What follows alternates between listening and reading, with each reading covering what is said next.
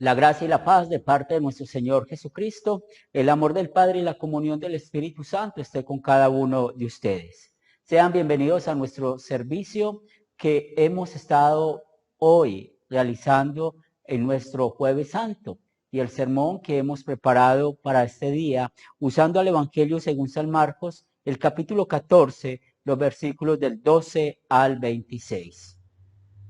Es una bendición poder saludarlos desde la distancia a nuestros hermanos de la Iglesia Luterana Cristo, al igual que los hermanos de las diferentes congregaciones en Latinoamérica, como también damos un cordial saludo a los seguidores y estudiantes de Academia Cristo. Los invito para que se pongan de pie y podamos escuchar el Evangelio que hemos preparado para la meditación en este Jueves Santo. Como ya se los mencioné, San Marcos capítulo 14, los versículos del 12 al 26 nos dice: el primer día de la fiesta, los panes y levadura, cuando sacrificaban el cordero de la Pascua, sus discípulos le dijeron: ¿dónde quieres que vayamos a preparar para que comas la Pascua? Envió dos de sus discípulos y les dijo: id a la ciudad, y os saldrá al encuentro un hombre que lleva un cántaro de agua, seguidle. Y donde entrare, decida al señor de la casa. El maestro dice: donde está el aposento donde he de comer la Pascua con mis discípulos, él os mostrará un gran aposento alto, ya dispuesto, preparad para nosotros allí. Fueron sus discípulos y entraron en la ciudad, y hallaron como les había dicho, y prepararon la Pascua. Y cuando llegó la noche, vino él con los 12. Cuando se sentaron a la mesa mientras comían, dijo Jesús: de cierto os digo que uno de vosotros que come conmigo me va a entregar. Entonces ellos comenzaron a entristecerse y a decirse unos a otros: ¿seré yo? Y otros: ¿seré yo? Él respondiendo les dijo: es uno de los 12 el que moja conmigo el plato. A la verdad, el Hijo del Hombre va según está escrito de él, mas hay de aquel hombre por quien el Hijo del Hombre es entregado. Bueno le fuera a ese hombre no haber nacido. Y mientras comían, Jesús tomó pan, bendijo y lo partió y les dio, diciendo: tomad, esto es mi cuerpo.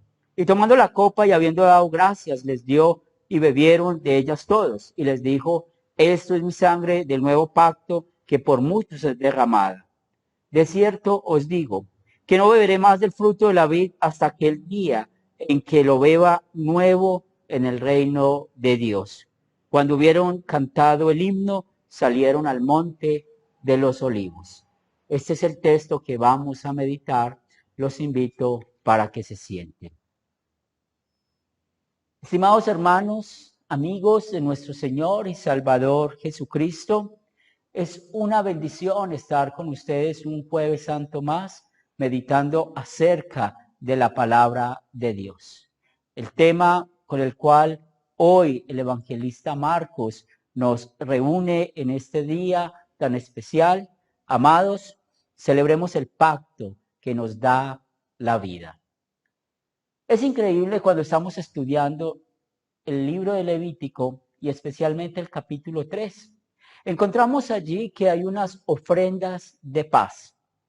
Cuando los israelitas llevaban esas ofrendas, expresaban la comunión y la paz que tenían ellos con Dios.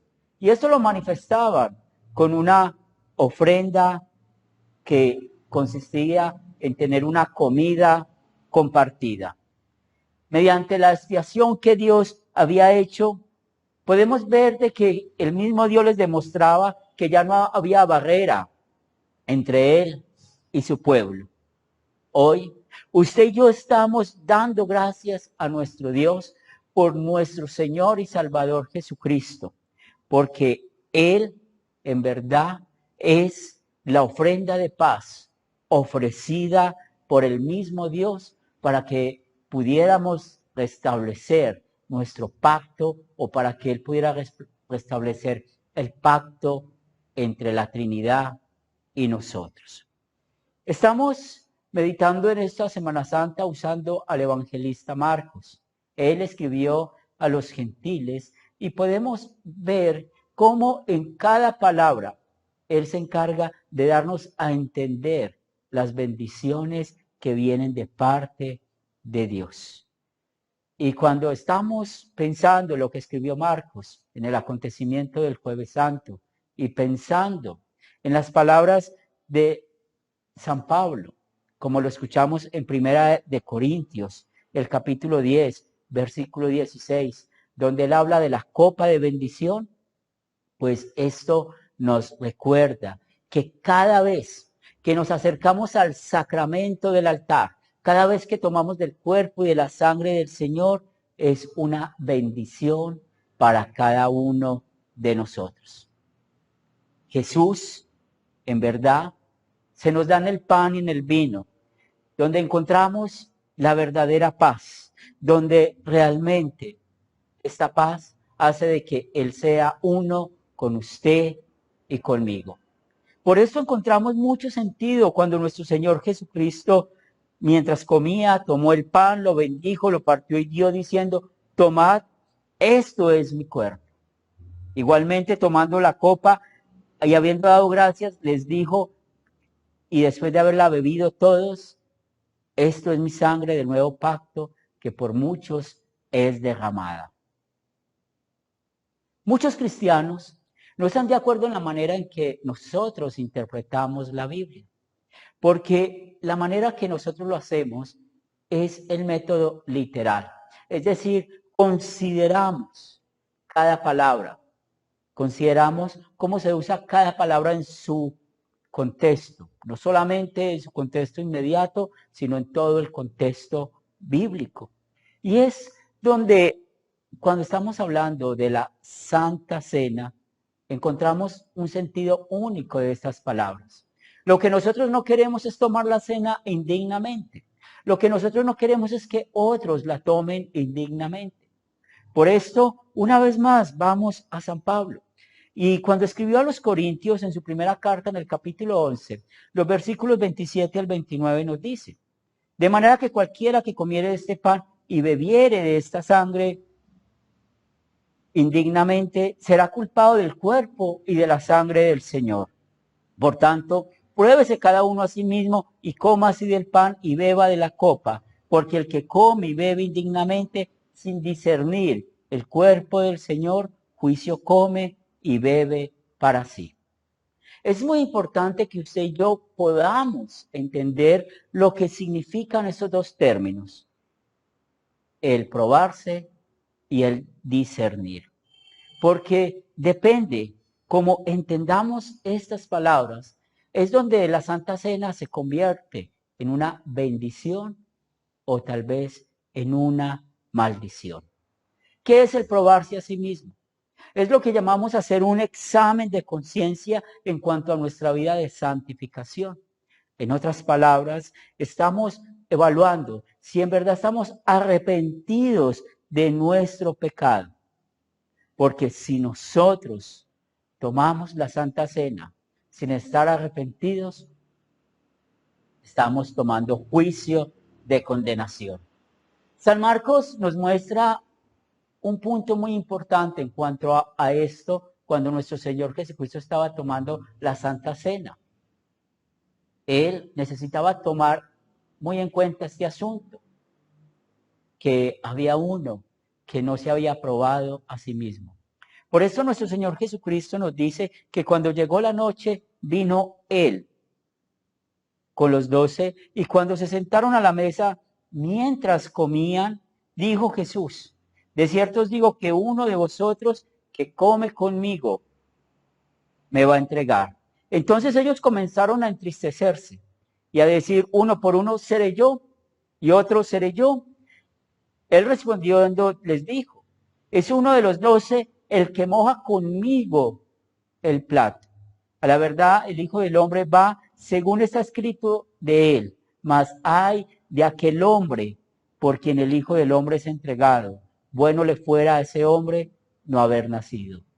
Eso lo escuchamos en este Evangelio, en los versículos 17 al 21.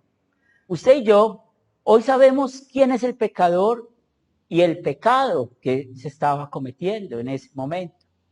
Por eso Jesús estaba llamándolo al arrepentimiento. Pero los demás apóstoles que estaban allí participando de la cena no sabían la connotación espiritual que estaba sucediendo en ese momento. Podemos ver cómo Judas amó más a esas 30 piezas de plata que a su Señor, que a su Maestro. Y esto lo llevó a pecar contra el primer mandamiento. Y el resultado de amar más el dinero que a su Señor, pecando contra el primer mandamiento, también lo llevó a pecar contra el quinto y el octavo mandamiento, porque él lo entregó para que lo asesinaran y por esto engañó a su amigo. San Juan tristemente nos reporta de que Judas no era creyente. Por eso en el capítulo 13, versículo 2 de su evangelio leemos, y cuando cenaban, como el diablo ya había puesto en el corazón de Judas Iscariote, hijo de Simón, que le entregase, podemos ver que él era un hombre incrédulo, de que el enemigo ya había ganado el corazón de Judas, y es por esto que entendemos las palabras de nuestro Señor Jesucristo dadas en el Evangelio para el día de hoy. Hay de aquel hombre por quien el Hijo del Hombre es entregado. Bueno le fuera a ese hombre no haber nacido. En verdad, no sabemos si Judas tomó de la Santa Cena o no. San Lucas nos da la idea como si lo hubiera tomado, porque el relato que podemos seguir con su evangelio, podemos ver de que Jesús dio el sacramento, dio el pan y el vino, y luego les hizo esta pregunta a sus apóstoles. Pero como nosotros tenemos un conocimiento limitado, como a veces los evangelios no dan unos eventos cronológicos, cuando nos pregunten si Judas tomó la cena, pues la mejor respuesta que podemos decir es no lo sabemos. Pero si él la llegó a tomar, pues es una aplicación de que la tomó indignamente. Pero ¿qué aprendemos nosotros con esto?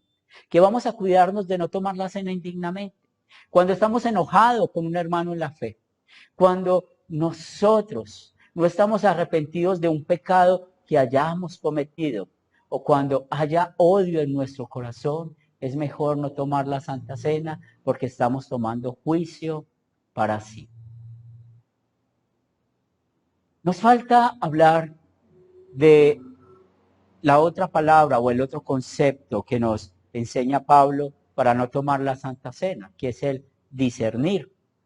Ese término no solamente nos llama a tener cuidado con lo que nosotros creemos frente al sacramento, sino que también nos exhorta diciéndonos con quién lo vamos a practicar, es decir, con quién vamos a tomar la Santa Cena. La doctrina del compañerismo para nosotros como luteranos confesionales no la vemos por niveles, la vemos como una sola. Es decir, cuando tenemos compañerismo con alguien o entre nosotros, es porque tenemos la misma doctrina y practicamos la misma doctrina en su totalidad. ¿Y esto por qué lo explicamos? Porque nosotros no podemos tener compañerismo con aquellos que no disciernen bien qué es el cuerpo y la sangre del Señor. No podemos tener compañerismo con aquellos que para ellos la Santa Cena no es una bendición espiritual. Sencillamente dicen que por medio de la Santa Cena hay una representación, hay un simbolismo del cuerpo y la sangre de Cristo. O algunos creen que cuando el sacerdote pone sus manos sobre los elementos se convierte el pan y el vino en el cuerpo y la sangre de Cristo. Con ellos no podemos tener compañerismo, no podemos unirnos. Por eso es que tenemos lo que llamamos la comunión cerrada, porque no queremos ni nosotros tomar la cena indignamente, ni que otros la tomen.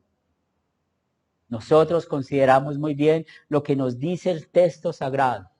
Por eso la manera de interpretar la Biblia que usamos nos asegura de que dejamos que la Biblia se interprete a sí misma y Jesús no usó las palabras representa, simbolizan o se convierten. Jesús literalmente dijo, esto es mi cuerpo, esto es mi sangre.